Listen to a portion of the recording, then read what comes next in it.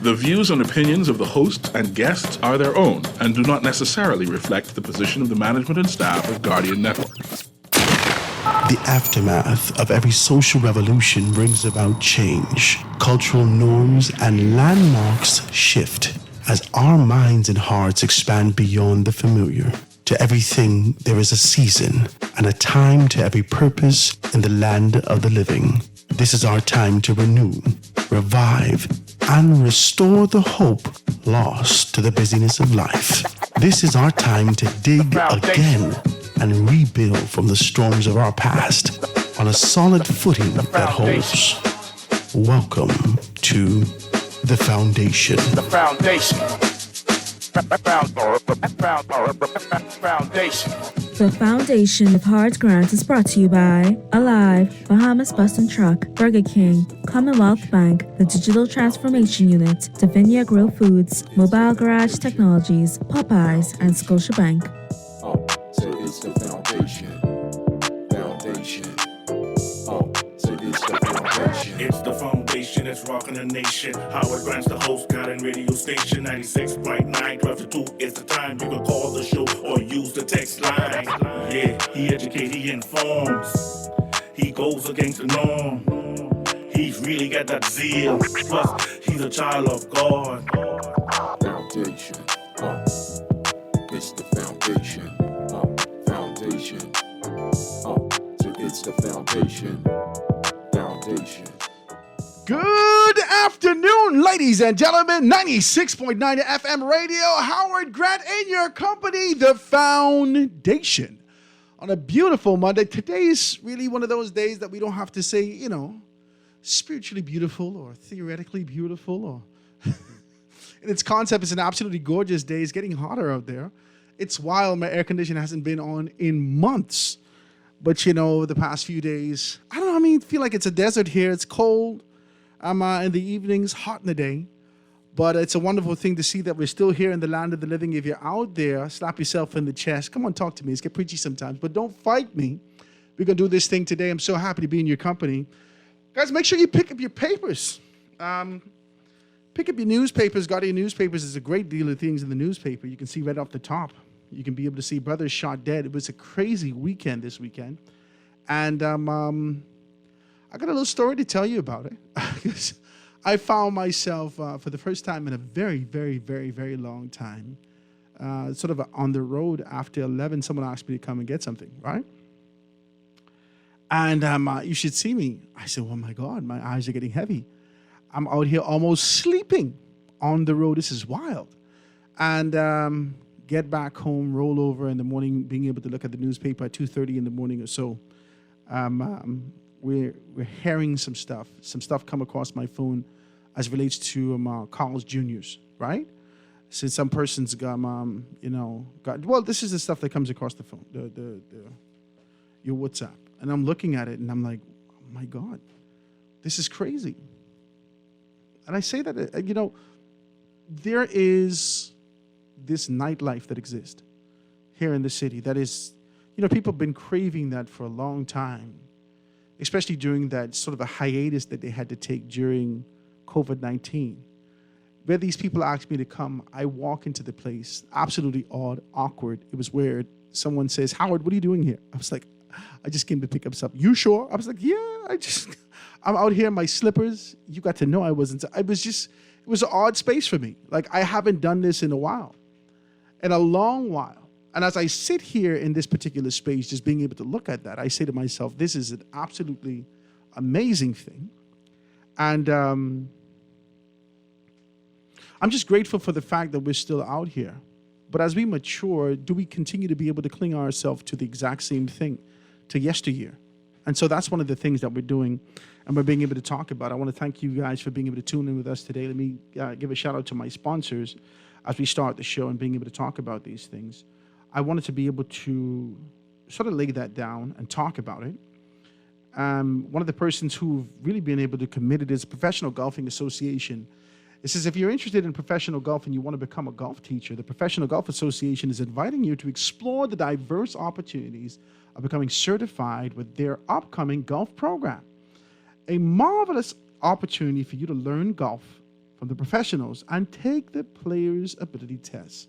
For more information, contact Mr. Kemp at 556-4842. That's 556-4842. You can be able to reach out to him and find out more about that. Got great calls this week, and a lot of persons want to be able to participate. If you want to participate in what we're doing here at the Foundation 96.9 FM radio, you must give me a call, 827-0111, 827-0111. Well, today is a very special day for me. I don't know if you guys had an opportunity to be able to see exactly what's going on my phone. All my phones, I was able to kind of shoot some stuff out there. My brother, in the spirit of indecency, sent me the wrong number all weekend. I thought I was going crazy. I was like, what is going on? I can't get, my guests from Friday evening. But, we kind of rectified that, and I'm very, very excited. He's an old friend, a very good friend, committed. He would never take... I called him from Grand Bahama one time. I did something with a foundation I had. I don't know if he remembers this. I did the Speak Life Foundation in Grand Bahama. We fed a bunch of kids at 8 Mark High School, and I really wanted to be able to have a dynamic spirit. All the way in Grand Bahama, I didn't move to Nassau yet. And this voice that continues to be able to protrude through the speakers, through our spirits, and being able to hear exactly this sort of a new idea and a new wave and concept of how we do spirituality and faith. Ladies and gentlemen, I want to introduce you to the Reverend and Pastor. Do we say pastor? Priest. Not priest, well, pastor. Of the new Zion. Is it still the new? Is it still? Talk to me. None other than T.G. Morrison. My brother, Reverend, it's so wonderful to have you in the studio with us today. You are a good, decent man. God bless your soul. Brother Howard, it's good to be here. And I haven't seen you in a long time. Well, you don't check for poor people. You need to stop it. You came Nassau and you learned the ways of the Hittites. And the Jebusites. It's so good to see you, man. It's always wonderful to see you. And I'm excited. I had an opportunity to be able to look in. And ladies and gentlemen, a friend of the show is going to be up with us in 2 seconds. I'm going to say he's foot short, but he's definitely here with us. And he said he'd be up in 2 seconds. None other than Ambassador Devin Rose. So I'm excited about that. He's been here with us before. So we're going to dive into it. Over the weekend, I think it was last weekend, or a week ago, however long it was, I had an opportunity to be able to look at something that's put on by the government, something that was put on. It was a master class. They said it, kind of structured it. If you guys want to check it out, I think you could look on Celebrate Bahamas. It's right on there. It's called the Master Class 1973. Let me see if I can pull it up so you can be able to read it properly for you guys. Master Class 1973 continues on the role of the church. So this is the master class, and you can be able to pick that up on Facebook. It's called Celebrate Bahamas. Celebrate Bahamas, you can pick it up. And as I watch it, there was a distinguished panel of transitional pastors. Can I say that? I want to say it like that. Because I'm looking on here, and I see the new church in the Bahamas, right? I see this, and it was hosted by Bishop Denzel Roll. And I'm looking on here, and I say, this is the new wave or the new church, new direction for it. Pastor T.G. Morrison was up there and really being able to opine significantly. And I thought it was unique because in his particular capacity, being able to look over a church for 188 years old, because he kept being able to allude to that. And I said, wow, he still has been able to be able to speak to that. I want to be able to play you a small clip of that. If I have my producer, he's not here? All right. When my producer gets here, I want to be able to play you a small clip so you can be able to see exactly what's what. But Pastor, tell me about that. Tell me about this sort of an idea of your contribution and this idea of the role of the church, just sort of the overarching concept of what it is. Well, as I tried to say among my colleagues on last week's Thursday, is that the Christian church is mandated to be a herald of good news. And the good news is God's loving actions in Jesus of Nazareth, who is the Christ. And we know that he is the Christ because he was vindicated by God, raising him from the powers of death. So the church's story is tied to the resurrection, and everything that the church does is rooted in the fact that God raised him from the powers of death. The Apostle Paul says that if Christ be not risen from the dead, then our preaching is vain, and everything that we claim to be doing in Christ's name is fraudulent. So if we talk about the role of church then Jesus of Nazareth, who is our Christ, must be at the center of all that we do. His life, his teachings, his ministry, his death, his burial, his resurrection, his ascension, his intercessions, and his imminent return ought to be part and parcel of what the church is telling. And so for me, I like to say, if you look at the book of Acts, the church is a telling community, not a selling community. The church is telling. Every occasion the church has, the church tells. A miracle is performed, and the church uses that moment to tell. Somebody is brought to faith, and the church uses that moment to tell. The disciples are being squeezed by the religious or the political directorate, and they use it as an occasion to tell. So the church is a telling community, and we tell not just by words, but of course we tell by actions. And that's when we make manifest in our day-to-day lives what it is we espouse by way of doctrinal stances. I want to touch this now, because the conversation is really about the church's responsibility here in our community. And I wanted to get that sort of an overarching concept and idea of where the church is. And our guest is definitely here with us also, Ambassador Devin Rose. So I'm excited about that. And I believe that we're going to have a great, very good conversation. Now, let me see if I can get to that very first clip. Now, ladies and gentlemen, this is from the role, the masterclass and the role of the church in our community that was held by, I think it was the grouping for the 50th anniversary here as we celebrate the right. Okay. All right, so I can be able to play that. Producer said 3112. Go ahead. Our preamble talks about this abiding respect for Christian values. Many would opine that in this nation, because that line exists in our preamble to our Constitution, this role of the church in the Bahamas is no longer just a spiritual mandate, but it has been strengthened by the fathers of the nation, and it has almost become a legal mandate based on what the preamble says, and some have opined this. How good are we doing at ensuring that this respect continues to abide? That abiding respect for Christian principles. How is the Church of the Bahamas doing with regard to that statement that's in the preamble, the role that you so wonderfully just outlined? How are we doing? Well, I'll be the mischievous one, and I'll begin by suggesting that it may very well be that was inserted in the preamble of our Constitution because it couldn't be placed anywhere else. Because if we were going to be a democratic society, any theology or Christian specifics embedded in the instrument we call our Constitution would have made the Bahamas no longer a democracy, but a theocracy. So I believe that the framers of our nation, in a tokenistic way, and I say that not disrespectfully, in a tokenistic way, put that in the preamble to satisfy the church of that era that was very instrumental in driving it into prominence and power. Sure. And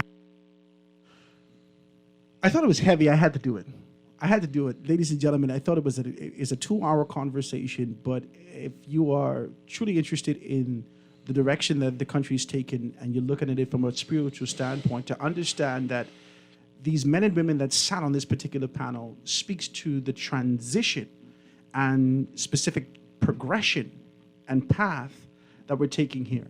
And so when I heard Reverend Morrison take on a position to talk about the preamble and the framers of our Constitution being able to lay this out tokenistically, I said I had to talk to him. I had to have this kind of a conversation because you and I had this conversation about this concept of token and something that's actually been given to us, never speaking to our empowerment, never speaking to our position.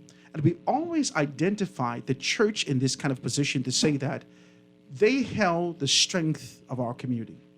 And after this transition of independence, this concept and idea of self-governance being given to us after 73, we saw, for the most part, the church take a backseat. So when we have a conversation about this concept of the role of the church, I'm always eager to talk about it. Reverend Morrison and both Ambassador Devin Rule, I want to be able to put this to you. Has this position, this tokenistic, and you're very, I believe that it had that connotation of respect and understanding your positions. I know you said you didn't mean that in any other way, but has this kind of a token position with the concept of the church being at the forefront or wrapped in it, has that led us down the wrong path? I know that you have the responsibility to be able to speak to the strength and power of the church, but has it presented that kind of strength and power over the past 50 years as we celebrate Jubilee this year? I believe that to the detriment of the church, the involvement, well, let's put it this way.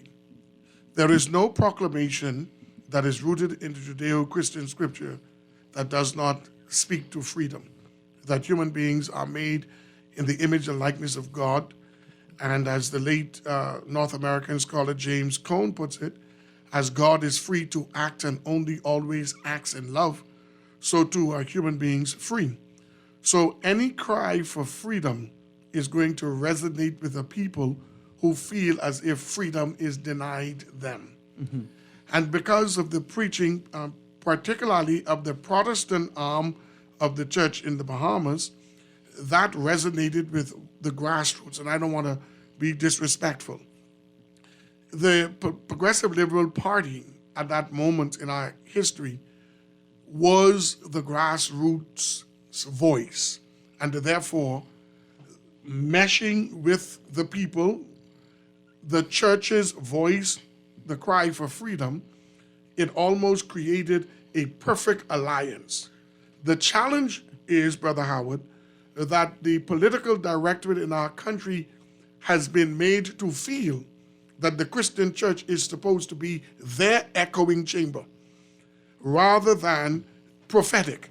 The church in the Bahamas was not preaching a doctrine for a political party at that time. It was preaching freedom based on the witness of sacred scripture. Yes. But that was misconstrued as another arm of the political machinery of our country. And unfortunately, until that mentality is dispensed with and a new generation of ministers emerge who recognize that our role is that of pastor and prophet, that we owe no allegiance to partisan political people or personalities or ideologies, the church in the Bahamas will continue to be tokenistically handled. And this is a part of the reaction that our younger people are having when it comes to church, because what they see is too many partisan political nuances within the life of the church, where we are not able to cut the cake down the middle regardless to who is in power. I won't touch this. I got to. Because we're going to do it like this. We're going to go pre-1973. We're going to go 70 years ago with the inception of the PLP. And the wave that existed in the environment that didn't exist only in the Bahamas, but a global wave, as you spoke to, this idea of liberation, of freedom, that infused the environment and everyone grabbed hold of it. Everyone touched it, whether it was the civil rights movement, whether it was those persons in France and other places who spoke to liberty and a desire to get out, and some way or another, it ended up here. It ended up in the Bahamas, where this was sort of an agitation and an idea for us to be able to find something for ourselves. The PLP, I continue to say this, did not initiate this sort of a push and move. The church did. The idea that we had for finding our independence, understanding that there was clear segregation maybe not necessarily pronounced, but clear segregation between us and them because we identified it as over the hill and others. Well, they said over the hill. Okay. Persons over the hill who recognized themselves as lesser than understood the importance of being able to unify their dollar, their strength, to find themselves. The church led that march. The church was where we found refuge and moved towards. The church shifted its position because, I don't know, maybe, and this is my thinking, maybe because of the tokens they could have received, of the idea of being able to get a piece of crown land, of the idea of being able to have a strategic position, of the idea of being able to get these particular things. And I love this conversation. I want to talk about this because I believe, especially in the year of our Jubilee, and ladies and gentlemen, I want you to be able to participate in the conversation, but this is wild early. Let me get the foundation out. 325-4316, 325-4259. Hit me up anywhere from the family of violence, 242-300, 242-300-5720.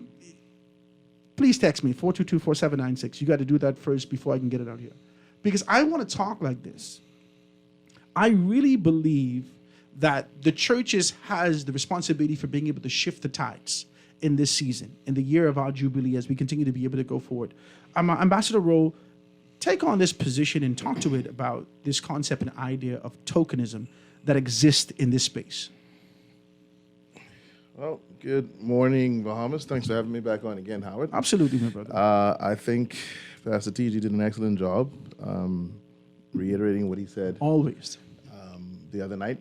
The truth of the matter is, I mean, there was a groundswell coming, you go back a century before 1838, when we were freed from slavery. Yes. And this was, for the Western world, Yes. a global swell, not just a Bahamian swell. Right. And as a matter of fact, in terms of the Caribbean region, we are some of the later ones as the Bahamas to fight for our independence.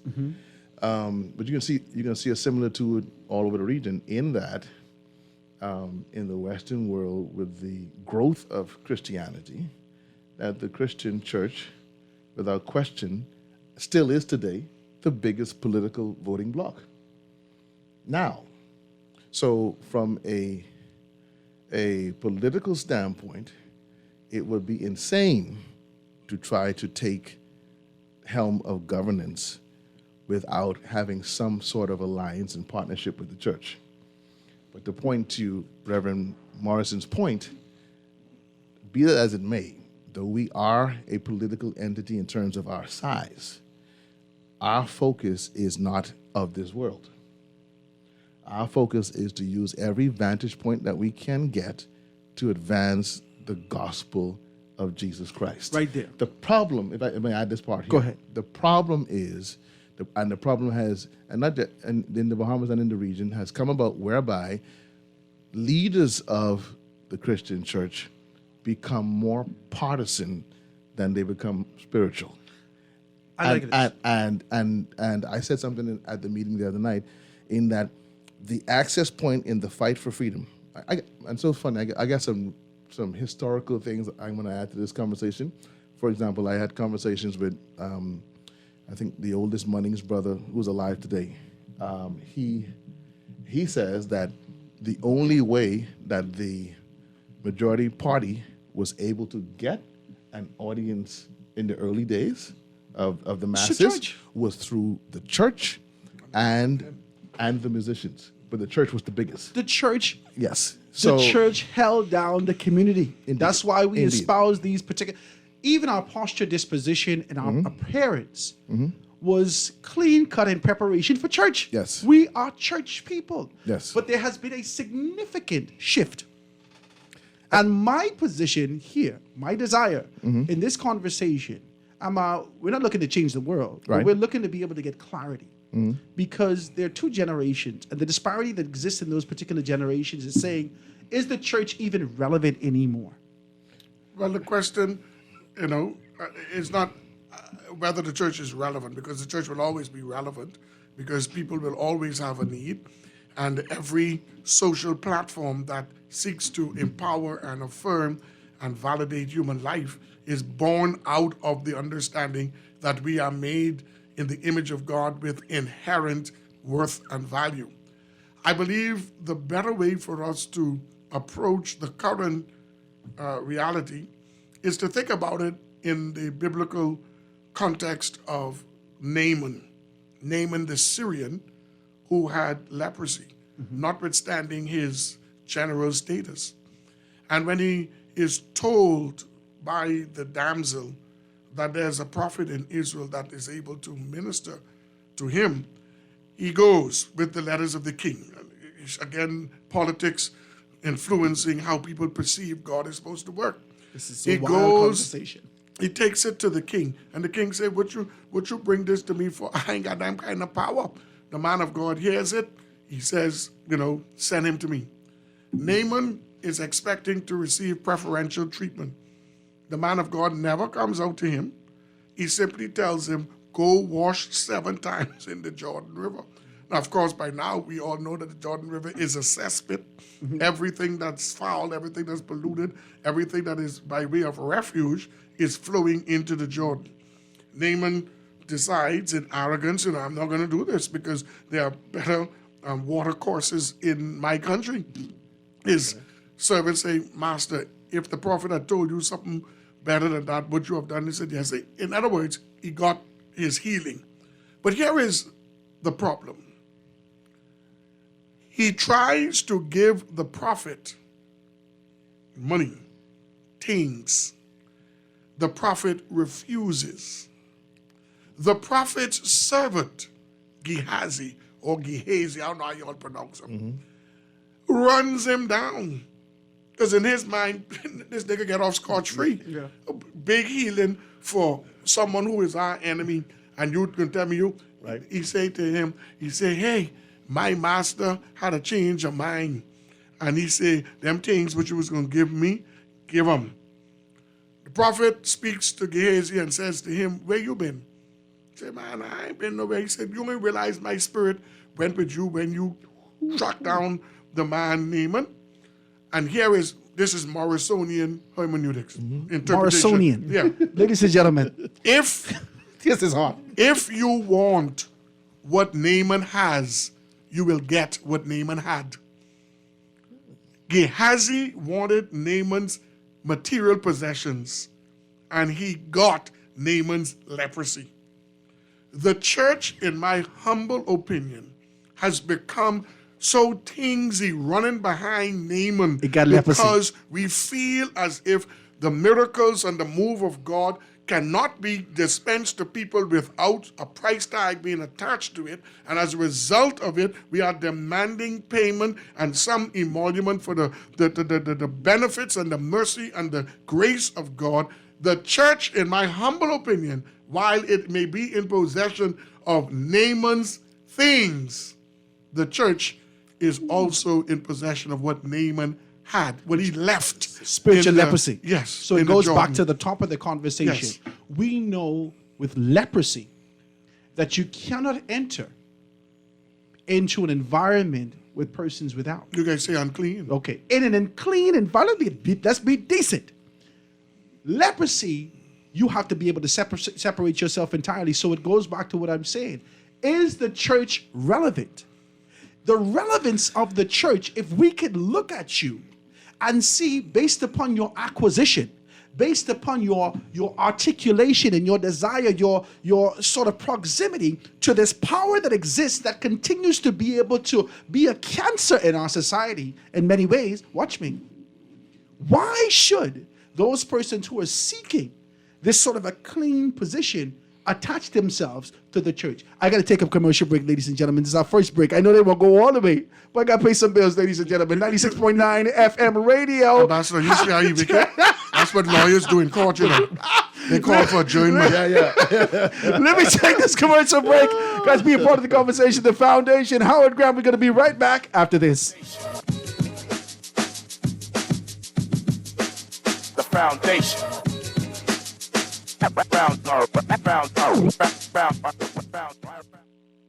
sweet and heat, meet Burger King Nassau. Introducing the new Mango Habanero King that features a signature mango habanero sauce, 2 flame-grilled beef patties, 2 slices of cheese, bacon, and spicy jalapenos, all on a toasted sesame seed bun.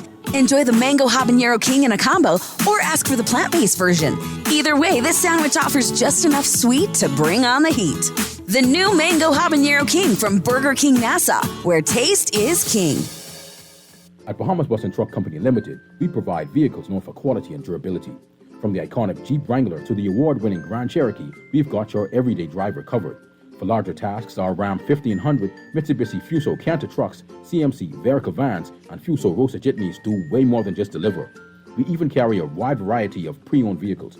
To keep you going, our parts, service department, and body shop can accommodate our brands and others. Call us today at 322-1722 or email info@bahamasbus.com. Divania's grilled food and products are now open in the Kenneth Plaza, Prince Charles Drive. Come, you must try the jerk chicken, jerk pork, and all their amazing grilled food. Grilled daily to perfection using all their amazing sauces made right here in the Bahamas.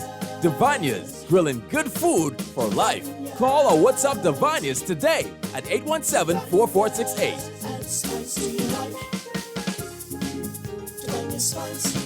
At Popeyes, we have a deal worth driving for. It's our shrimp tackle box. Taste egg tender and delicious shrimp marinated in our Louisiana spices and fried up fresh and crunchy. Served with our ultimate cocktail dipping sauce, 1 regular side, and a warm buttery biscuit. Add a blueberry cream cheese pie or a strawberry cream cheese cup to your order.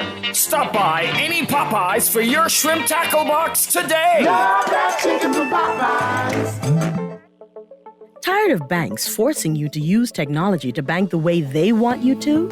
Your convenience is important. So no matter what your banking needs, Commonwealth Bank's friendly staff are always available in branch for that personal one-on-one service.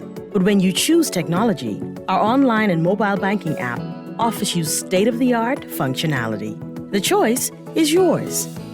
Commonwealth Bank. Bank the way you want. Guardian Radio and the Foundation are on the move. Bahamas, this one's for you. SBT, Small Business Thursdays. Every Thursday, the Foundation with Howard Grant will highlight small businesses throughout the country, far and wide. Your products, services, prices, and personality. We want to hear it all. Get your 30 or 60-second advertisement heard on air at a fraction of the cost. We here at the Foundation understand the times and don't want you to be left behind. With Guardian Radio, you reach your specific demographic and it is unmatched. We reach thousands daily. Get your products off the shelf and your services in their hearts. Small Business Thursdays with the Foundation, only on Guardian Radio 96.9 FM. For more information, call 302-2300 or the Help Me Howard line at 827-0111. SBT. Small Business Thursdays. Get your business moving today.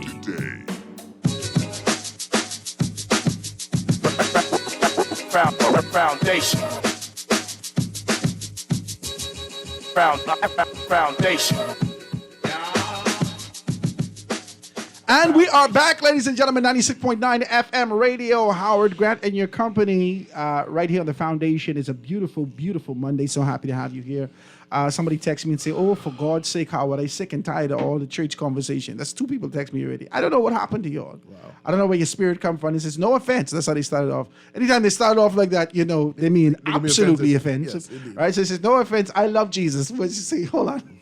What is this, opposite day? Let's talk about it, right? So it says, I love Jesus. The church is great, but too many of these religious shows, all we hear about each week was the church. Leave that for Zedness and Von Miller and House of Assembly. Y'all need to stop, right? This is the text that's coming through. But in the spirit of being able to get clarity and understanding of where we're heading in the next 50 years, I thought it was necessary. And I'm grateful for the opportunity to be able to have this conversation. I'm truly grateful for both of you men to be in here. Now, when we left off, Reverend Morrison, you took on a position to be able to talk about this idea that if we are going to be able to accept the tangibles, which is the goal and the acumen and all the accoutrements and so forth and so on, all right, let's put that in modern terms. If you can be able to get the crown land and this position and on the board and so forth and so on, you're also going to be able to get this stain, the social stain and the disdain associated with the idea attached to politics. That is now spilling and leaking into the church. So my question, before we actually went off to a break, ladies and gentlemen, was just, is this spiritual leprosy that we can all see? Because we, as Bahamians, we're very intuitive. We can see some things, not necessarily able to articulate it. We just sum it up by saying, my spirit just don't take to these things. If we can identify that there is something afoot in the church, the question again is the relevance of the church in this time. If we're here to save the lost, if we're here to preach the good news, how can you get them if they're afar off? Talk to me about it. All right. Well, here again, I mean, the key, I don't think it's even a question of relevance. It's impossible on the earthly and at the same time the spiritual side for the church to be irrelevant in the affairs of a nation. On the spiritual side, we are the representation of Christ in the earth. God sent his son to die the death that we should have died. And in our receiving him, we are given the gift of eternal life. And so that's our mantra, that's our mandate, that's what we're here for. That does not change. On the political side, any politician with any kind of natural sense will say, you know what, if this is the biggest block or community within my nation, I need to befriend them, hopefully so I can have favor when I go to the polls. Now, be that as it may, those two things can coexist. The onus or the burden is not on the politician to keep the lines clear. The burden is on the churchman to remember that he has a charge to keep and a God to glorify. So even in an instance, for example, if it so happens that we seem to be on the same page on a particular matter that has national consequence, and you are appreciative of the fact that we were on the same line, and you bless me, let's call it blessing. It is my duty to say, please understand, I didn't do this for any kind of patronage whatsoever. This is transparency you're talking about. Yes, of course. Okay, I did talk it to me. because this is in alignment with my mandate to be a representative of the kingdom. Now, if you think that this is going to influence me one way or the other in the future, I suggest you hold your gift. That's an expectation. That's it.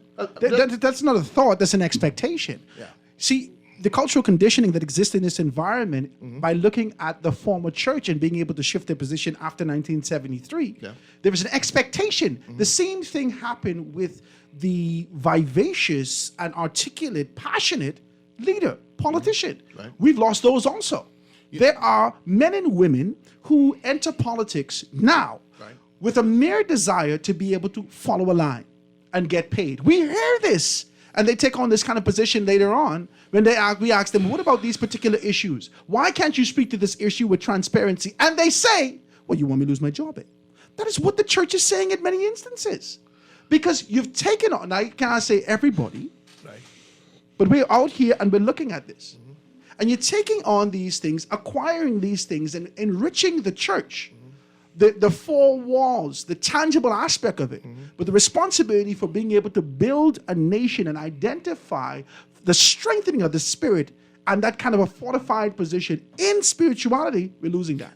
People are dying every day. I want to say something before And we ain't hear nobody say nothing. before the senior man jumps back in.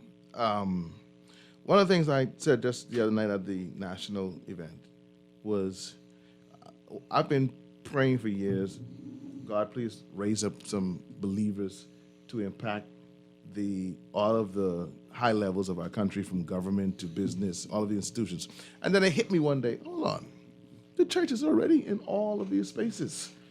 We speak of, in this nation, and I think Pastor Terrence, he highlighted this too at that night, we speak of the church as though it's some separate entity from the political arm, when in fact 98, if not 99.9% of the people in there are members on somebody's church's roll. Meaning that if they are truly aligned with their membership, they are agents of the church itself. This almost speaks to your caller too, who's tired of hearing about church. You cannot hear about church in a country that's dominated by Christians in every single aspect. So the bigger question from where I sit is, why aren't people who are called by the name of Christ being held accountable when they go against the principles of our, I won't say organization, but it's really an organism, of our entity, the church. Yeah, part of the problem that we have when it comes to the political directorate is that there is already an understanding that if I get a party's nomination, that I am going to be indebted to the party and that I must toe the party's line. The Westminster system provides an opportunity for those who are elected to the House of Assembly to be able to keep their own party's feet to the fire. Indeed. And that's through the backbenchers. Correct. The problem that we have had in the most recent cycles is that there is no one left. I can't even breathe. I can't breathe. As no one left as backbenchers because everyone almost has a position that if it's not in cabinet is near enough the cabinet that they're not going to sound any alarm. If you look at the parliament in Britain, which we're supposed to be following, the changes that takes place sometimes don't come from the people who hold key positions. It's those same backbenchers who caucus and determine, look, enough is enough, you gotta go. And because it seems to me that we are not necessarily politically savvy as to what is the real role of the backbencher, it follows suit that the general agenda of the governing party is taking sway. The other challenge that we're having in our country is that we are changing governments almost every 5 years, and landslide changes. So what we have is an opposition that has no numbers and refuses to keep making noise even if they have no numbers. So we have a, it's almost a quiet storm because you're electing people to parliament who don't understand necessarily what it means to be a member of parliament. You're electing a number of neophytes, people who have no political background. So it means that the temptation for those who aspire to the office of bishop is the same temptation the devil could tempt them because of pride. And so you have a lot of people who determine, you know what, I've been out for 5 years. Let me see how I could bring my resources back up now that I'm back in. So at the end of the day, we don't understand that we are doing a grave disservice to our country because whatever resources you claim to be having is coming from the taxpayers. And the generations beyond me and you and Ambassador, they're going to have to pay whether we are shoddy in business, whether we are slack in business, whether we are corrupt in a way that we shouldn't, if we are engaged in some malfeasance. The bill is with the community. The people still have to pay the bill if you thief. The people have to pay the bill if you are crooked. The people have to pay the bill if you allow something to slide that should not slide. And I think for me, I try to write. And I wrote a paper that we need patriotism that trumps partisan politics. And until the spirit of patriotism gets a hold of us as a people, we are not going to be doing any great service to ourselves, because right now we are shooting ourselves in the foot. You keep talking about the relevance of the church. The fact that there are problems at the Princess Margaret Hospital doesn't stop people from going to the hospital looking for care. The fact that there may be shortage of doctors in strategic places doesn't stop people from making appointments to see them. The fact that the doctors and nurses and other healthcare professionals are exceedingly stretched and overworked, having not rebounded from the rigorous hours during the COVID, doesn't stop people from knocking on the hospital doors, because when people are sick and they're desperate, they need relief, they're going to go to where they believe relief can be had. And that's why the church is always going to be relevant, because someone is always going to be in need of a savior. Somebody's back is always going to be against the wall, and ain't nobody else, no boyfriend, no girlfriend, no mother, no father, no spouse is going to be able to help them. No politician is going to be able to help them, and they're going to have to lift their eyes unto the hills from whence cometh their help. Not from the hills, the God who is above the hills, who creates the hills. That's why the church will never not be relevant. So we need to just dispense with that now, whether or not people are angered by the incongruencies and the lapses and the missteps and the ill intelligence that is metastasizing in the church. That's a different discussion, because the church is always going to be relevant. If you were to take the Christian church out of the Bahamas, you would never leave your home.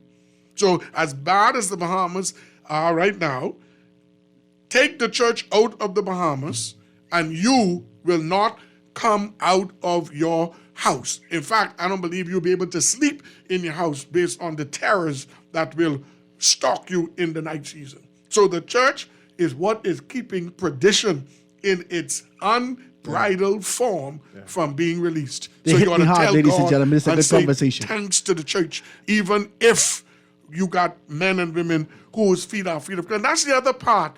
God does not look. When you look at the apostolic band, you see some checkered people. A man who does curse, the next one who does fight. You got a zealot. You got a tax collector. You got somebody who is susceptible to bribe. And that's what Jesus handpicked to be his harbingers after he would have demitted his office and ministry on this side of eternity.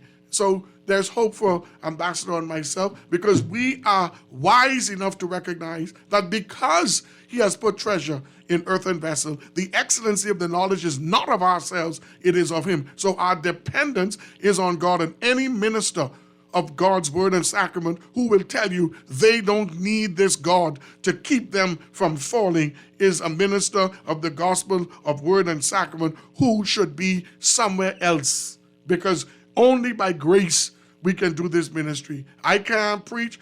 Ambassador can't preach. We can't do the work of ministry except by the grace of God. And we must remind those who sit in the pew the same grace that God extends to them when they fall and come short of the glory of God is the same grace that the ministers of the gospel of word and sacrament relying on when we fall short of God's glory. I appreciate this conversation so much, guys. Ladies and gentlemen, this is only me. The clip that I played for you, Reverend T.G. Morrison would have been able to say, let me play devil's advocate.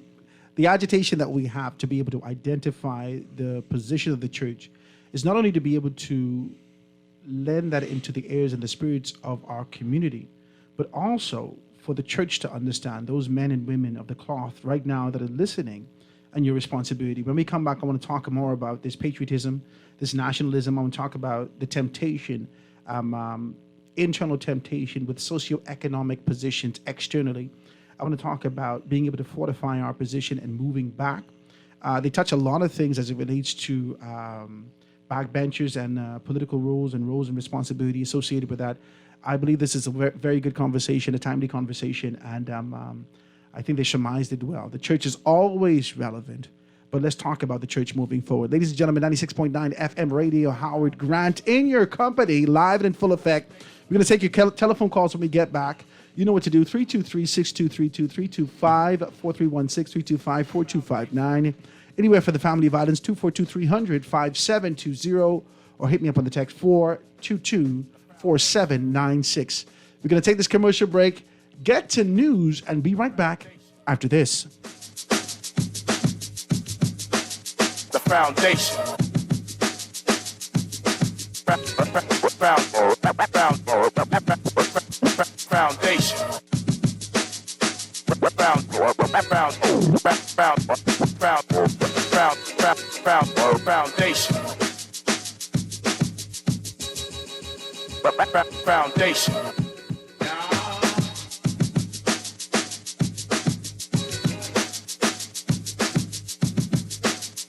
Foundation.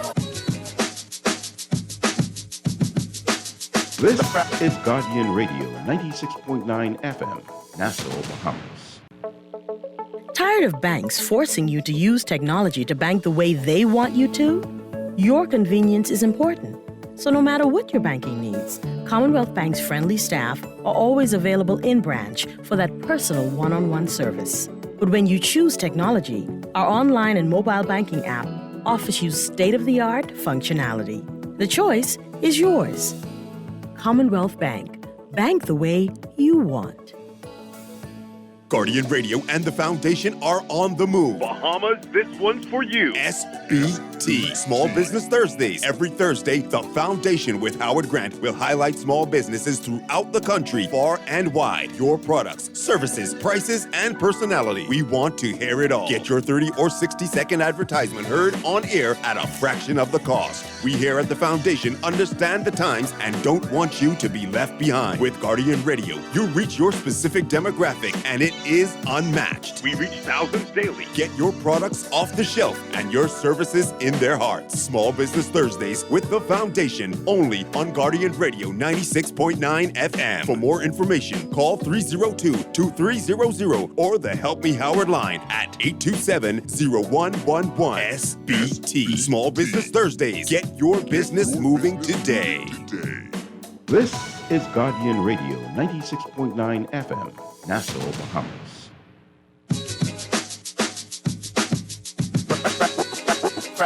Foundation. Foundation. The foundation. The foundation.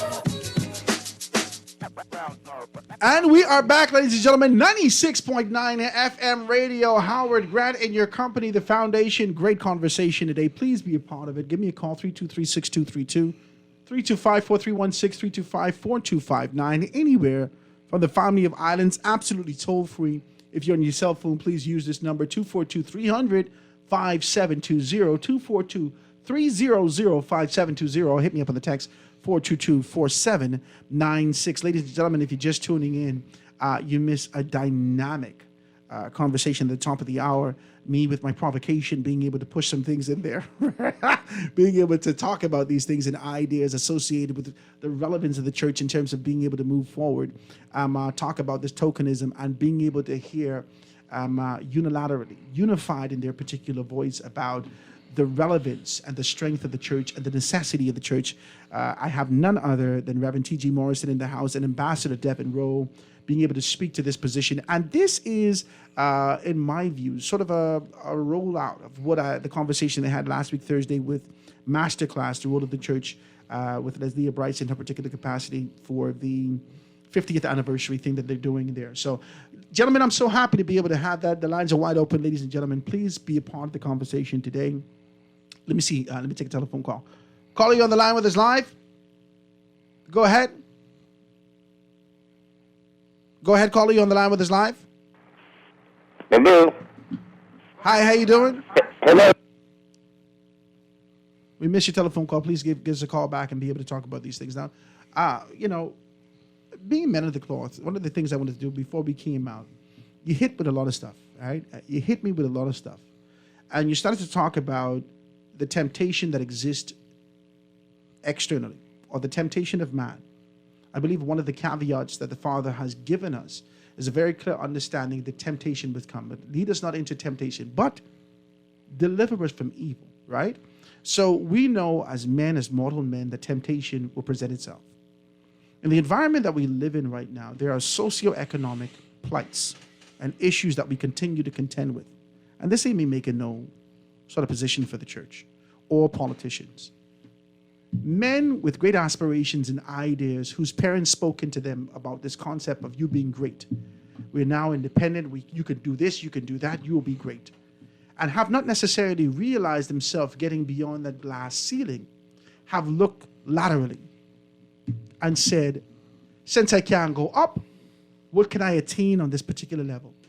And so they move into acquisition and try to be able to take on a position and say that, well, I only had to do this because I had to do this. I had to do this. Well, I have to survive. I have to do these particular things. As we went on the break, I just won't touch this because I can't get into it too deep. I don't even have the time. As we went into the break, and we started to talk about this concept of maybe backbenchers not understanding their role and responsibility, it took my mind into this position that says the reason why we see $28,000 and our politicians not even pushing back on that is because the $28,000 is only the anchor to be in this position. And if I could provide you with an opportunity, with an extra, I want to give you this role on a board, I want to give you this head, so forth and so on, it now places men, mortal men, in a position of, I could be able to shift and really acquire some of the things that I've been dreaming of. All of us have great dreams.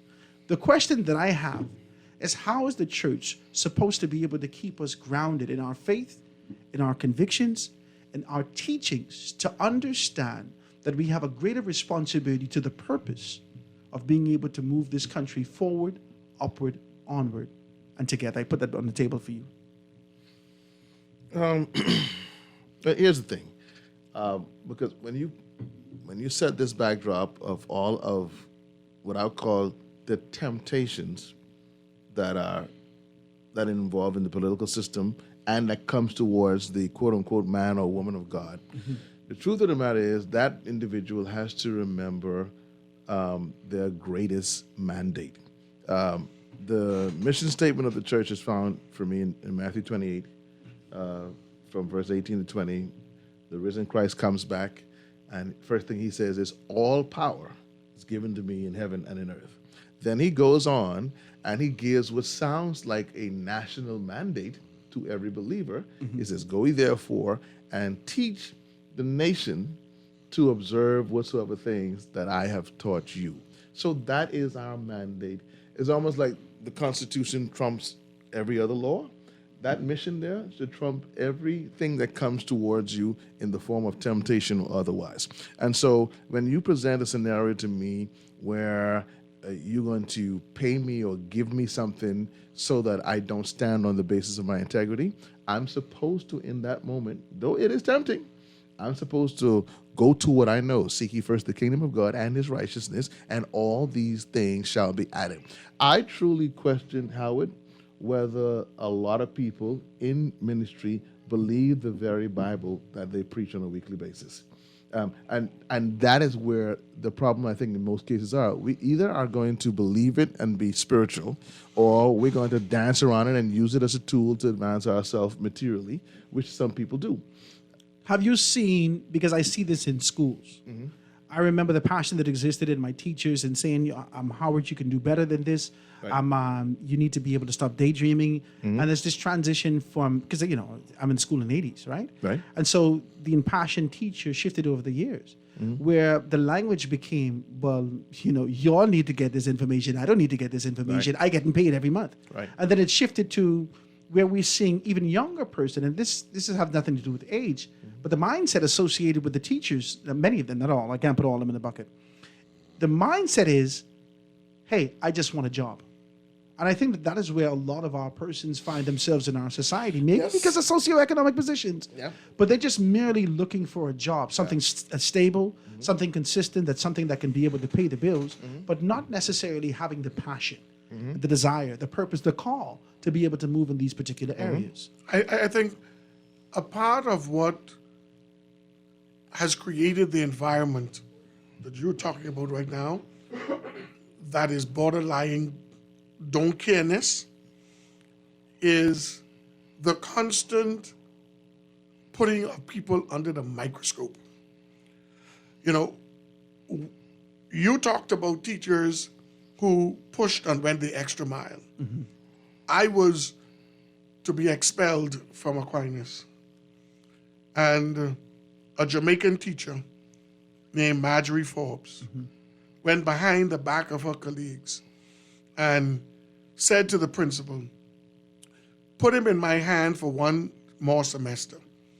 And if I can't bring him round the bend, then y'all do what y'all want to do with him. I said a Jamaican teacher, not a Bahamian.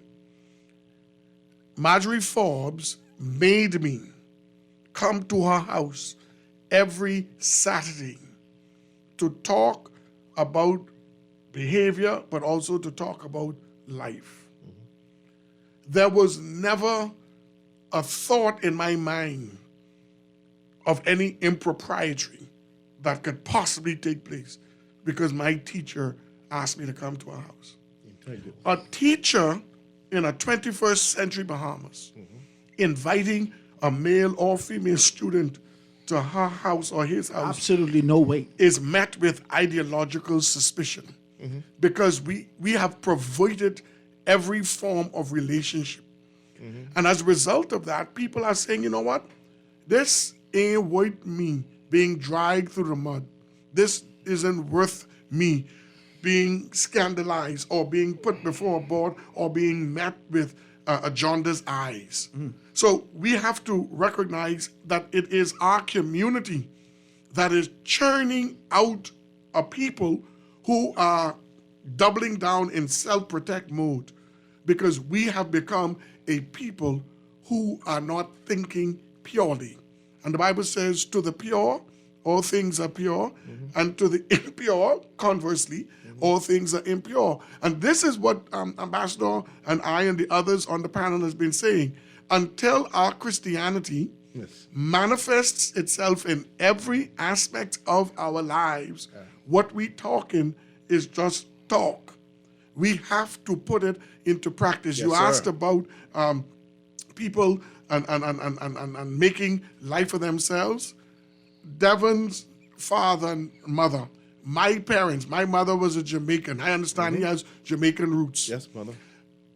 My father used to walk through the house ever so often and tumble up the towel rack. And anything that had the name of any business or whatever, he would tear up. He would go through the cutlery drawer, and anything that had a marking or emblem of somebody or entity, he would take it out. My heart getting full now. And I couldn't understand why, because I felt that my dad just creating more work for me to do. And then one day, when I was big enough to ask him and not fear wrath, he says, they call me T. He said, T, I walk through this house. Anything that I cannot produce a receipt for or justify how it got in here, I destroy it. Because if ever the police came in here, I, as the man of this house, must be able to answer where this came from. That's good. You know, I got to be in there. We sound like our fathers may have been kinsmen. I remember, and I preached this from my pulpit several times. This is a 3-year-old memory. I was in kindergarten at Our Lady's Primary School, DeVoe Street. And good community. Yes, sir. And one day, I brought home one of my friend's big, remember them big pencils with the big... With the big rubber. With the big rubber. Yeah. Man, I couldn't resist it. And the way my father dealt with me, at 3 years old, you would have thought I robbed a bank. This is how no tolerant he was when it came to stealing, lying, doing not finishing your chores. The strictness that he raised us up with. I often tell people, I laugh about it. I said, I know I wasn't saved, but the restrictions that were on me, is like I was saved my whole life. Because we could not, we could not walk outside of certain things. You saved by proximity, right? Not in his house. And to the point, I went to Our Lady's in primary school, but I went to C.H. Reeves in the heyday of the syndicate gang. I feared no gang member. I feared no teacher. You feared daddy. I feared no police. But if I ever was in trouble, I would immediately say, please do not call my parents. So our homes really need some recalibration in the Bahamas. That was one of the places that we were very strong years ago. I like that. Ladies and gentlemen, take this telephone call, the first telephone call. Calling on the line with us live, go ahead. How you doing? All is well? Let me turn my radio. Turn your radio down. Yes, how you doing, Howard? Fantastic, man. How you doing? I'm just great. I am so happy to hear you today, man. You and the pastors are hitting every cylinder this day, man. I remember the same thing what Mr. Morrison, Pastor Morrison, and the ambassador speaks about. My kids went to a particular school, and they came to my car. I picked them up every day. Drop them to school every day, pick them up every day. And my two boys had a toy that they got from one of the friends. I said, where did you get that from? I get it from John. I didn't take it back to John. I threw it out of my car. I believe in the same principle. If I can't afford it for you, don't bring it in my house. Do not bring that in my house if I cannot afford it for you. And on another note, that Pastor Morrison talked about, It's about being a patriot. I am a patriot. I believe in this so much. And I tell my friends, and I think I mentioned this to you, Howard, I wasn't born a PLP. I wasn't even born a Christian. I wasn't even born an F&M. I was born a Bohemian. I choose to affiliate myself with a particular party. I choose to give my life to Christ. Yes. I choose that. I was born a Bohemian, and I put that first among anything other than my Christianity. You guys continue to have a blessed day, and I'll continue to listen. Thank you, my brother. I do appreciate your telephone call. And I think that's sort of the direction that we're headed as it relates to this conversation and where we're headed here in this country.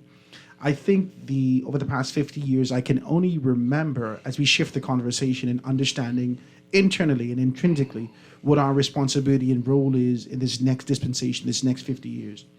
I remember as a child, the very first conversation was never the sort of coming into our own, right? 6th grade, 5th grade. We never had a conversation about the Bahamas and, the Bahamian people. We did everything that we were supposed to do, but the very first time, through our identity from a community standpoint, it was given to us through colors. We are red or yellow. Mm-hmm. This was the conversation that we have. Oh, y'all is FNM, is PLP, anytime that this cycle will come around. Mm-hmm. But we never understood the importance of being able to identify our nationality and understanding our contribution to country, first and foremost. Everything else was just the triage, the, what they used to call it, the triage, reading, writing, arithmetic, right? Mm-hmm. This was regurgitation. Right. We have only been taught to absorb and regurgitate. The critical thinking for a great deal of us has yet to come. And if we don't understand our responsibility and role in terms of being able to move the country forward, preserve this mindset, being able to lift up the banner of Christ, so forth and so on, there can be no expectation, even in the midst of the fact that the church is still here, even in the midst of the fact that we're still being able to kind of live in this mundane space, there could be no expectation for true growth if we can have that critical thinking, that introspection to be able to move forward. If I may, let's go a little deeper for a second, if that's possible. So, I think Matthew 5, Christ says that there are only two masters in this world. That's the God of the Bible and Mammon. Doesn't even identify Lucifer as a god of this world. It's the true and living God and the spirit of Mammon, materialism, money, this world. So you look at the birth of our nation. The church played a huge part of it. You can call the names, the H.W. Browns and other ministers who pushed and backed Lyndon and brought their crowds with them to support the movement, which was a movement against injustice in their mind's determination. Karl Marx, political theorist, Karl Marx says that religion is the opiate or the drug of the masses, right? Whenever there is major warfare nationally, it's usually between spirituality and economics.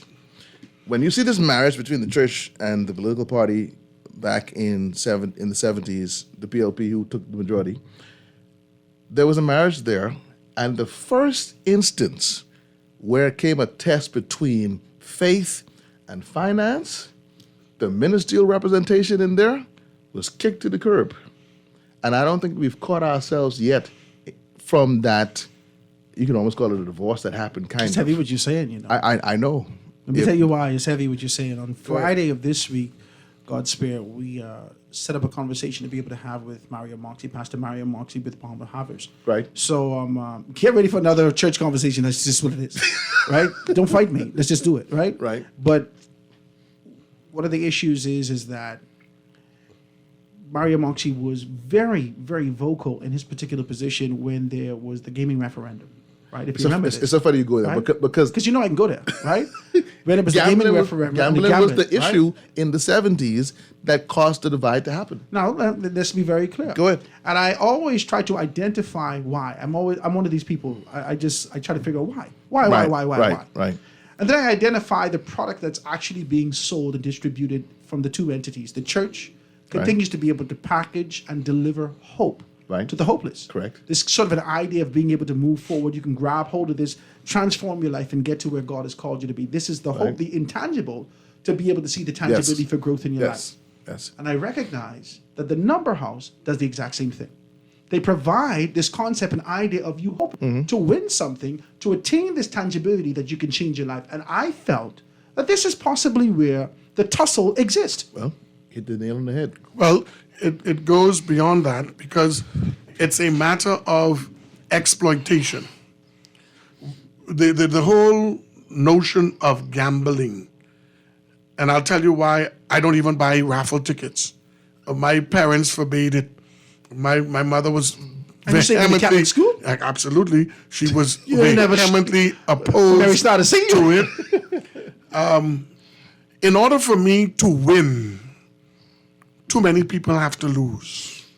And I cannot in good conscience lift my hand and say, the Lord bless me on the backs of others who I've never needed perceived it like this. Well, that's as simple as I can put it. My God. And that to me is the root of why a Christian ought not be supporting gambling. And to those who are targeted are those who can ill afford to take the chance. But what about the concept of Christianity? Even in Christianity, the Word of God says, we reign on the just and the unjust, right? This consistency that there is always this parallel approach that if a blessing is distributed, your talents won't be taken from you because you don't accept these particular things. Talk to me about it. Since Pastor Ambassador and I dabbled in the world of theology, at the base of the question that the Lord will ask upon his return is, will there be any faith? When I return. Faith, faith found in the earth. Not how many tongues you spoken, not how much you prophesied, not how much preaching you did, not how much the psalmist ministry was on point. Will there be any faith? Because at the base of what we do, we are called believers. We believe by faith that what God has done in Jesus Christ is enough for us. The prophet Habakkuk, who you all say Habakkuk, the prophet Habakkuk says, listen, though there be no cattle in the stall, though there be no olives on the tree, though the grape don't give me nothing on the vine, yet will I praise him. That is the stance of the Christian. We are living by faith, not by sight. And this is, to me, what was fundamentally wrong with how we approach the whole COVID matter. Because the same God who keeps us with diabetes and heart problem and cancer and AIDS and other form of maladies is the same God who was at work while COVID was at work. The question is whether we have faith. Do we believe that God is able to do exceeding abundantly above all that we can ask or think or even imagine according to the power that is at work in us? So as far as I am concerned, one of my sons said to me, Dad, if I did not see your struggle during the COVID pandemic, if I didn't hear you during the COVID pandemic, you would never be able to get me to come to church again. He said, because if the church is preaching the unlimited power of God, how the church cowering in the midst of pandemic? And the bottom line for me in my answer to my son was, there are those of us who talk faith, but we're not living by faith. And this is what I want to go back to when we start to talk about this idea of unity within the body of Christ, right? This concept and idea of being able to have a unifying voice. Forget it. The fact that the Judeo-Christian church is big enough to put 4 gospels talking about one man in one volume of a document. There can be no expectation. The church is already suggesting that the moment you have human beings are going to apprehend the revelation of God based on their sensibilities and sociality. The moment you say God spoke to you, Howard, you are coming from a different place than I'm coming from. Ambassador is coming from a different, and has nothing to do with right or wrong. It's how we perceive God moving upon us. I can't say God didn't speak to you. Now, there's some things that we can say a little off because of the witness of God's word. It's not lining up with the word of God. But when you say God has spoken to you, I either accept that he spoke to you or tell myself, you cuckoo. That's the reality. And we are a part of a religion that is operating as basic as that. Abraham believed that point blank that God, who he didn't know, spoke to him in his pagan condition, commanding him to leave his father's house, to go to a land that he will show him, that he promised that he will bless them that bless him, and curse them that curse him, that he will fight with them that fight with him, and fight against them that fight against him. And the Bible says, and Abraham believed, and it was accounted unto him as righteousness. That's faith. And every other promise is tied to that Abrahamic promise, to the point that the Christian church is bold enough to say the fullness of that promise has come full circle in Jesus of Nazareth, whom we are declaring is the Christ of God. Therefore, he is the full and final revelation of God. I mean, that it's faith. Either you believe it or you don't believe it. That's what we believe. The story of the church is by faith. I believe that God did something in Jesus Christ, and that has impacted my life. Now, you could think I'm a Sandilands patient or not, but that ain't going to change the fact that when I was spiraling out of control on a Friday night, I'm already put the stuff together to commit suicide, that I heard the voice of Jesus calling me by name, saying to Rance, how you gonna tell me to kill you and I got something for you to do? And 35 years later, that Friday night encounter is what gives me the impetus through hell or high water, through my missteps, my sins, my bad ways, my human imperfection, my proclivity. That's what caused me to keep going. And don't matter what you call me, don't matter what you say about me, don't care what you write about me. I couldn't give two link a puppy dog mess, because when my back was against the wall, it was that voice that pulled me out of that bottomless pit, spiraling to an abyss that led to more darkness. That is what pushes me. That's what moves me. And every Christian, if you bring them on your program, will tell you of a moment where the divine made an incursion in their life. And it is this Jesus who impacted them that causes them to rise above their own selves, because what he is doing is too big to even allow us to destroy it or mess it up. Amazing. This is an amazing thing today. Talk to me. This is a good point for all to call. I didn't even know he was going to get heavy preachy today. No. It's voice shift. That's a preaching voice I heard. The voice shift, the voice shift. This is an exciting thing, ladies and gentlemen. I just want to be able to put that out there. Let me see if I can get this telephone call. It's good. Is that a caller on the line? Go ahead, caller. Hello. Thanks so much for holding. Hey, Howard. Hey. What's up, brother? I'm good, man. What's happening with you? I am blessed, man. I am blessed, man. And blessings to the gentleman inside, the gentlemen. Yes. Man, let me put M-E-N inside the studio, your guest. Howard, you know, when I hear a lot of pastors, I have family members of pastors. As a matter of fact, the president of the Christian Council is my cousin. Mm-hmm. But needless to say, when I hear pastors talk about this gambling situation, right? I asked a pastor one day, I say, you don't gamble, I don't gamble. So we could have a conversation. Believe it or not, people, I do not gamble. But I don't have nothing against people who trying to make $1. Well, such is life. But how is it that so many pastors in this country, knowing that certain people or proceeds comes to their churches, whether it comes in tithes, whether it comes in small sums, or whether it comes in donations, but they know these people that they, saying that gambling isn't good, and the people who own these business, but when these people bring them stuff, they accept it. What double standard is that as you all are men of God? I can let him answer that, my brother. Thank you so much for your telephone call. He would have to speak to the men of God or women of God who took it from them. Yes. Because I've been at Zion 24 years, come to 27th of October of this year, and I've never receive anything from a number house or anyone that is associated with the number industry in the Bahamas. And I have said from the pulpit, if at all you're going to solicit to them, don't bring it to Zion.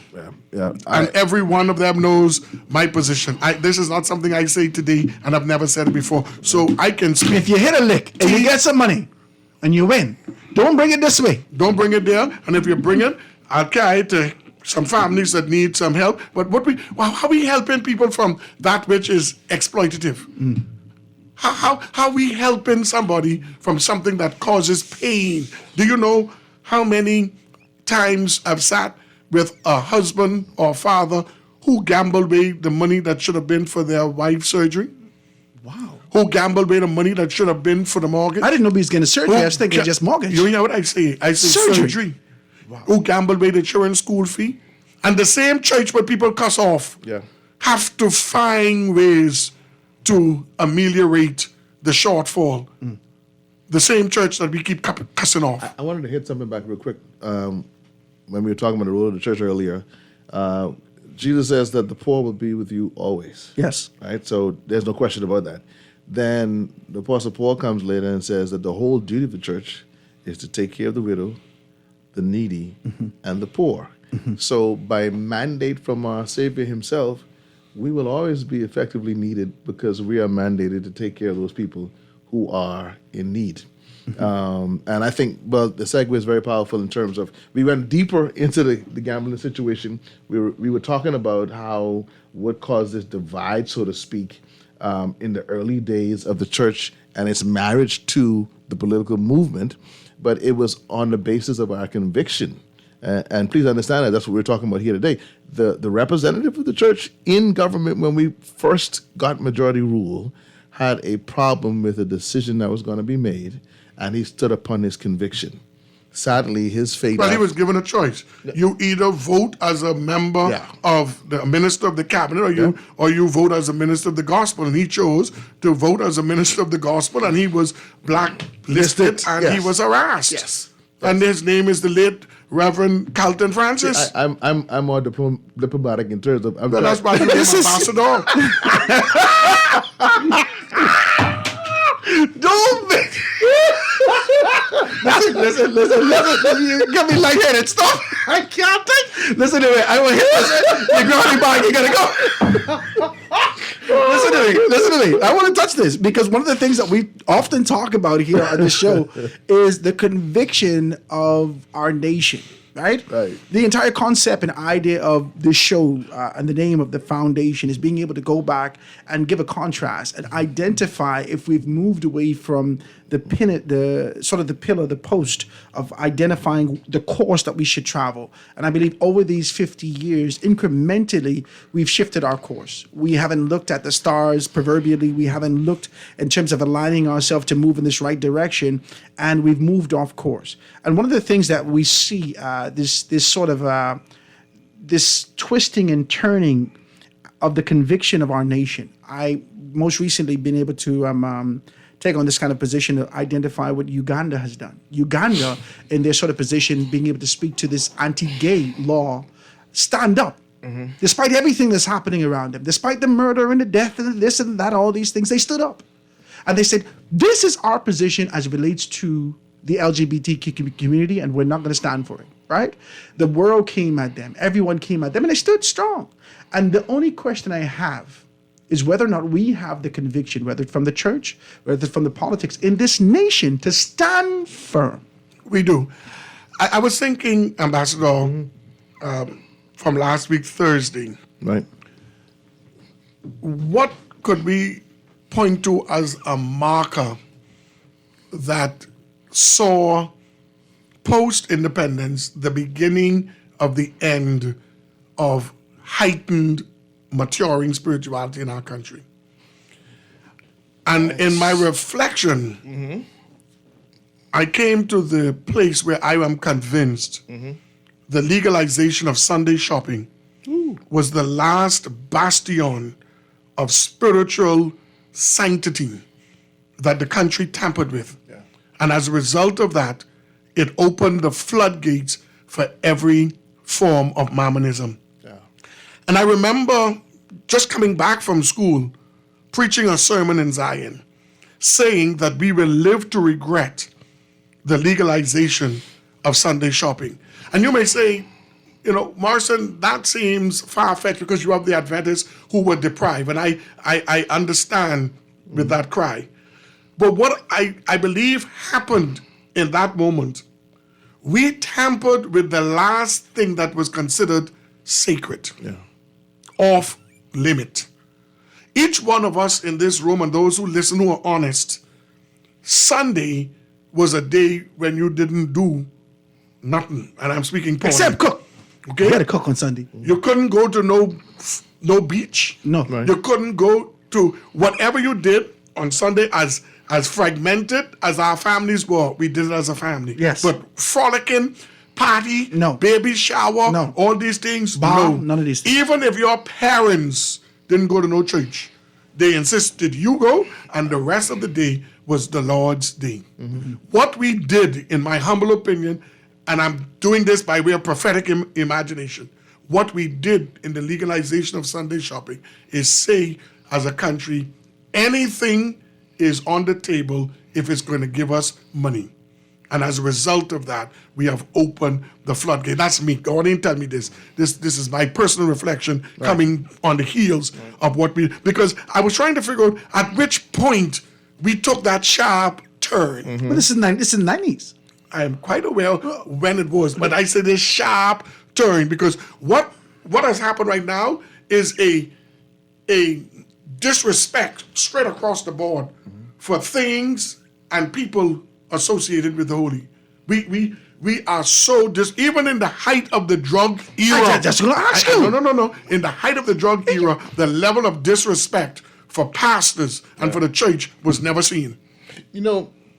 It's because back to when I was here with you last, Howard, we're in this season of what I call hyper grace dispensation. I remember this hyper grace. And because everything is just Trump under grace, there are now no more non-negotiables, even from the church perspective. And I said this on when was it, Thursday, last week Thursday, that because with majority rule, what happened, in my opinion, is, particularly with the Protestant churches, is that greater access was given to the political inner circle from our perspective as ministers, and at the same time, simultaneously, the political sector got greater access into church leadership circles. And I believe that when the politicians saw that we weren't so hard fastened to certain spiritual non-negotiables, they said, "Oh boy, these guys do have feet of clay." And so the spirit of decency is just released out of just now. Because the truth is that the decision that was made... You want to think you translate. No. The decision that was made from a political stance, the decision that was made, or even the suggestion, was based upon the relationship proximity and the favors that came from the politics and released to the church. Indeed. Talk to me. No, you're right. You're very right. So we could imagine coming to the church with this concept unless we know, well, we got the church. They can do this for us. I've been told, I try to say this diplomatically again, and y'all could take it to the park if you want to. I've been told that in certain times over the years in the smoker's chamber of the parliament, conversations are in there that there are certain ministers who are speaking too strong. What do we have on them?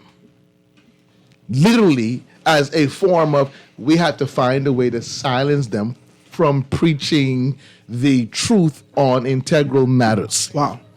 We got to take this commercial break, ladies and gentlemen. I see some text coming through. Howard, this is an absolutely dynamic show, powerful show today. Who are the guests? If you're just tuning in, you need to stop it. T.G. Morrison, Reverend T.G. Morrison is in the house with us, and also Ambassador Devin Roll is here in the house with us. In the spirit of political correctness, you release your word. You need to stop. We can touch some things and chop it down as we get into these things. Ladies and gentlemen, quick commercial break and be right back after this.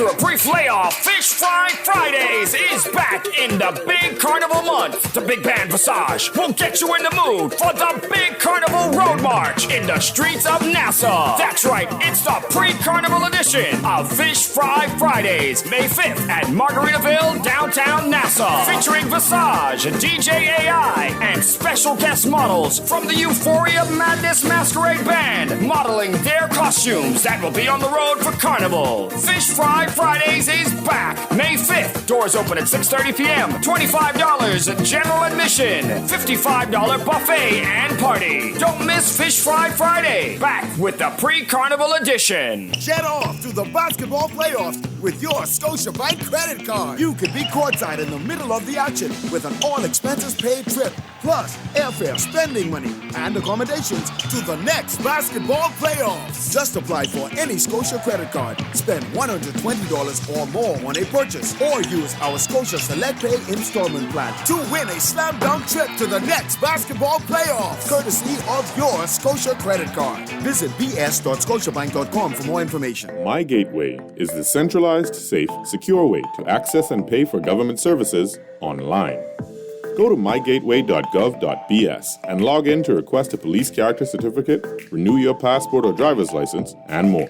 Receive emails confirming requests and alerts when documents are ready. You must have a valid, government-issued ID in order to collect documents. My Gateway is fast, easy, and convenient. Go to mygateway.gov.bs and register today. Ready to step into the future? From your front door to the backyard and everywhere in between. See and speak to whoever's there with Ring Video doorbells and security cameras now available at Alive. Protect what matters most, all from one easy app. Available in your Google or Apple Play Store. Visit bealive.com/ring to learn more. We are alive.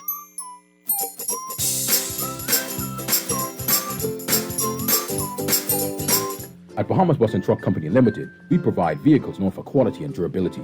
From the iconic Jeep Wrangler to the award-winning Grand Cherokee, we've got your everyday driver covered. For larger tasks, our Ram 1500, Mitsubishi Fuso Canter trucks, CMC Verica vans, and Fuso Rosa jitneys do way more than just deliver. We even carry a wide variety of pre-owned vehicles. To keep you going, our parts, service department, and body shop can accommodate our brands and others. Call us today at 322-1722 or email info@bahamasbus.com.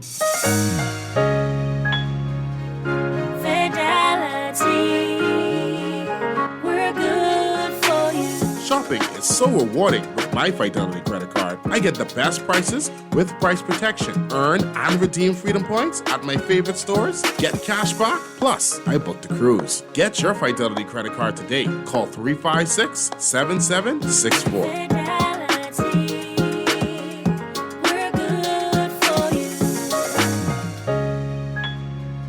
This is Guardian Radio 96.9 FM. Fresh news, smart talk, all day.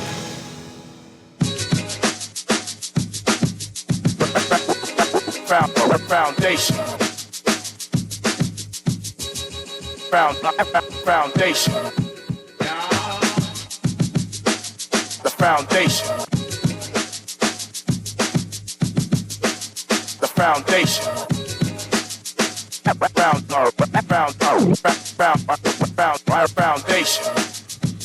And we are back, ladies and gentlemen. 96.9 FM radio, Howard Grant and your company. The foundation really being able to chomp it down today, having a great conversation. I'm really honored. I can be honest with you. I'm honored, and I'm learning a great deal, and I feel invigorated and passionate with a great desire to be able to continue to push forward in faith in the things that the Father has called us to do, with understanding, aligning ourselves with the purpose that God has called us to. Because, listen, you got the studio hot today. Talk to me.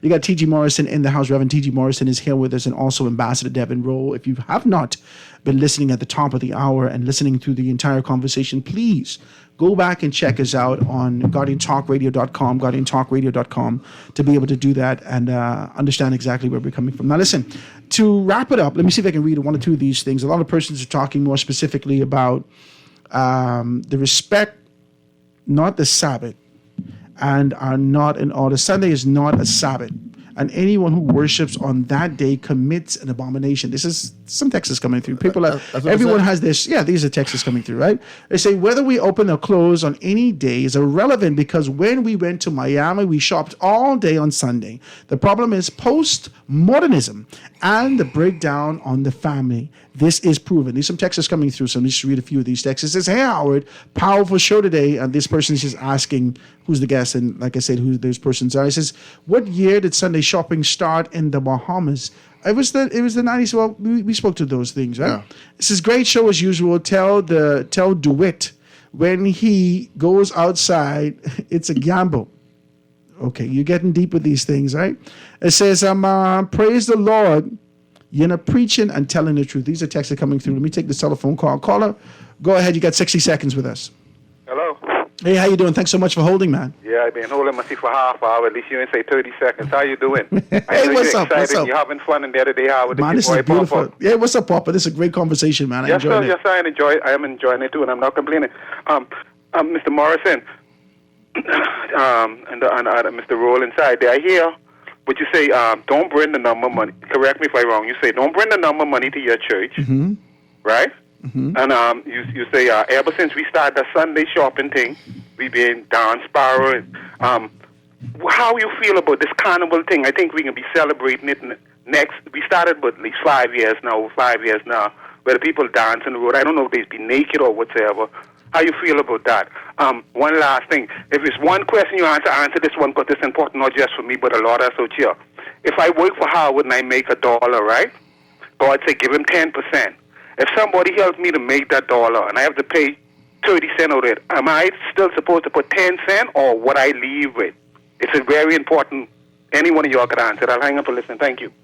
Thanks, Papa. Thank you so much for your telephone call.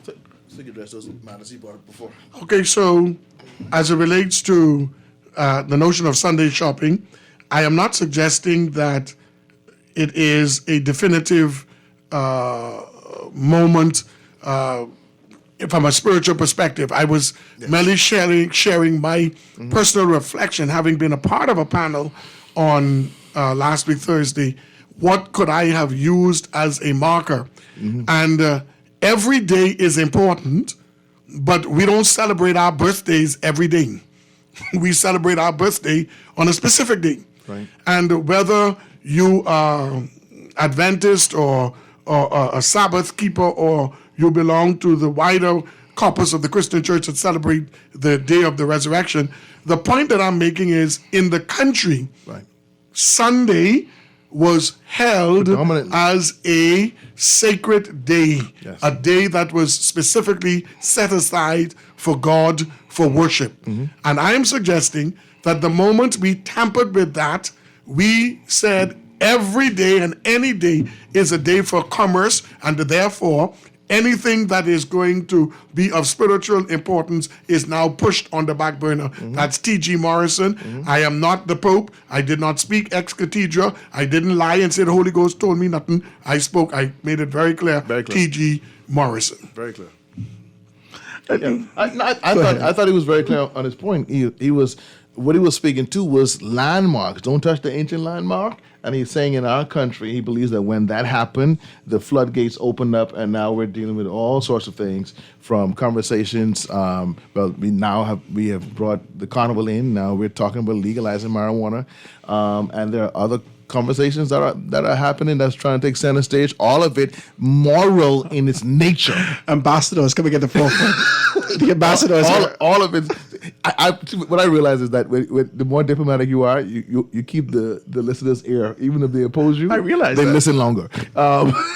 So all of it moral in nature, and thus mandating that the church continues to speak and to speak authoritatively to these things, because we're slipping further and further away from rules and principles that kind of made up the foundation of civil society. Yeah. And we don't understand. That's something that we don't even credit the church for. The church and spirituality, Judeo-Christian principles, are largely responsible for the development of civil societies globally. Yeah. Does that make sense? Okay, so the other point that the caller talked about, Howard, in a mischievous way, suggested that Pastor Ambassador Roll and I are the recipients of gambling money. Right. And I wanted to make it clear that my position has always been, I do not know. I have never knowingly yes, taken Same here. anything from anyone who belongs to the gambling syndicate or from the gambling industry. Now, this is what I will say, and I promise you I end.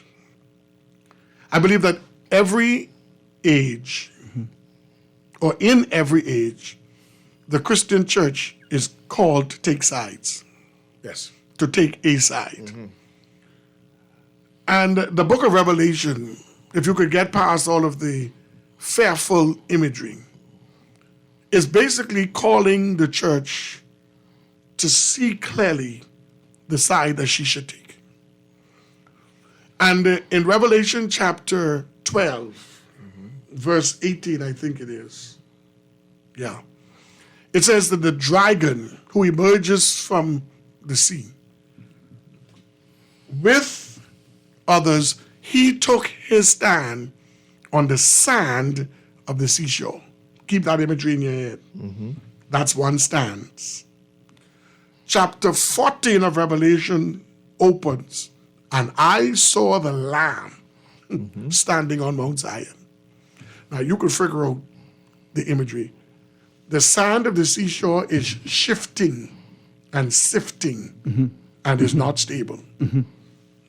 The Lamb on Mount Zion standing, that's stability. The Christian church can go with the dragon, the beast, and the false prophets and be on sifting, shifting sand, or the church can take her stand with the Lamb on Mount Zion. By grace, I want to be able to take my stand with the Lamb on Mount Zion, and by grace to lead the people that I'm privileged, by grace to pastor, to also make that commitment to stand with the Lamb on Mount Zion. Amen. Because when the dust is settled, either you're going to be washed away in the deluge of secularity, libertineness, progressiveness, wokeness, or you're going to be able to withstand those tides and torrents. I'll give you 30 seconds to be able to wrap up before we get out of here at 2 o'clock. Well, I want to say that was very good. I want to be on the side of the Lamb too. Elevated position in warfare always gives you the advantage. And I want to say too, in terms of our role as the church in the nation, is that we're called to a national mandate. Howard, you've been a part of this. I have this conference called KNAS, Kingdom Invasion National Assignment Summit. And like 5 years into the summit, I started doing this thing called the Nationalist Forum. The impetus behind that was to inspire across the nation people to think more nationally than politically in our country, because I believe the sharp divide in terms of partisan politics is holding us back from progression. When we are so partisan in our politics that we can't call it wrong even within our own parties, and that we will sacrifice something that will be progressive just to toe a line, I think that's counterproductive, and I think it goes against even being kingdom, because the kingdom mindset is a progressive mindset. God says if we partner with him, he's going to take us from glory to glory, from strength to strength. We are supposed to be going further in our spirituality, and that has impact in the natural realm. So I want to encourage every believer, and if you're not a believer, give God a try. It's free. And he says, taste and see that the Lord is good. And to the believer, if you are believers, stand strong. Don't be ashamed of the gospel. There are benefits to us opening our mouth and speaking truth to power, because we're called to cry aloud and to spare not. Always good to be with you, Howard. Always wonderful. Ladies and gentlemen, I want to thank you so much for tuning in today. I'm Reverend T.G. Morrison, Ambassador Rule. I want to thank both of you for being able to be in here. And despite my agitation because I got to be able to find out some things, because there is a concept and an idea that says, is this even relevant? And today you fortified the position and really being able to revive the faith and understanding of the purpose existing in these spaces. I want you guys to listen back to this. If you're looking for recordings, I got some texts. Howard, where can I get a recording for this? Please just check it out. GuardianTalkRadio.com, GuardianTalkRadio.com. You can be able to see it. It should be there by tomorrow when we be able to put those things in. I want to thank you so much. I want to thank all the sponsors of being able to come in here to do this. Gentlemen, you have been absolutely amazing today. I want to say, y'all are dynamic in every way. Go down to the New Zion Baptist Church. Go down to Kingdom Discipleship. You can be able to see these things. The gentlemen are online. You can be able to find out all the information, exactly what's what. I know you want to get into more conversation. There are texts here talking about tithing. That was not the conversation today. You need to stop it and give your tithe to the church. Stop fighting me. Just do the thing, right? It's a beautiful thing to be able to see that we're still engaged and we understand our responsibility for moving forward. I thank you, ladies and gentlemen, for participating in that. Tomorrow, we're going to have a wonderful conversation. I am excited for it. I might as well tell you that. I'm truly excited for it. Is my producer with me? Right? Okay, yeah. I'm really excited for it. Tomorrow, we're going to be able to have a very good conversation with none other than Eric Carey, from the former president of the Bahamas National Trust, and Joseph Darville. So you know what we're going to be getting into tomorrow. I feel like we can do panels all week this week. It's going to be a very good conversation. Gentlemen, again, thank you so much. Have a beautiful day, ladies and gentlemen. Please stick and stay for Zhivago Lang with Z Live right after this. I'll see you tomorrow. God spare, guys. Thanks so much. The foundation.